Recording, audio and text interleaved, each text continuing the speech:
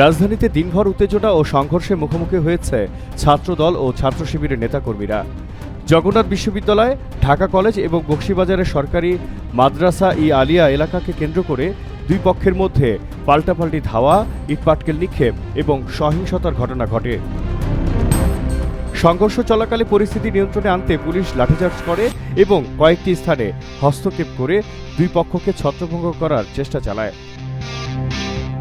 আলিয়া মাদ্রাসার সামনে দুই পক্ষের মধ্যে তীব্র ধাওয়া পাল্টা ধাওয়ার পাশাপাশি ইটপাটকেল নিক্ষেপের ঘটনা ঘটে।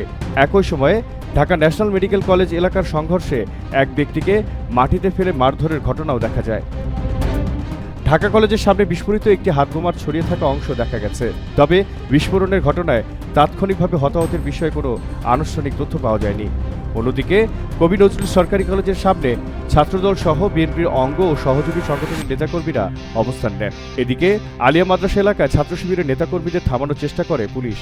সংঘর্ষের এক পর্যায়ে পুলিশের ওপর হামলার অভিযোগে আলিয়া মাদ্রাসা এলাকা থেকে একজনকে আটক করা হয়। এ সময় লাঠিসোঁটা ও ইটপাটকেল হাতে উভয় পক্ষের নেতাকর্মীদের অবস্থানও দেখা যায়। ঢাকা ন্যাশনাল মেডিকেল কলেজের ভেতরে ছাত্র শিবিরের কয়েকজন নেতাকর্মী মারধরের শিকার হয়েছেন বলে অভিযোগ উঠেছে।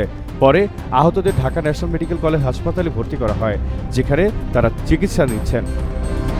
ঘটনার পর পুরো এলাকায় অতিরিক্ত পুলিশ মোতায়েন করা হয়েছে। সংঘর্ষের কারণ ও দায়ীদের শনাক্ত করতে আইন শৃঙ্খলা বাহিনীর তদন্ত চলছে। পরিস্থিতি পর্যবেক্ষণে রয়েছে প্রশাসন। বাংলার জানালায় জহিরুল ইসলাম।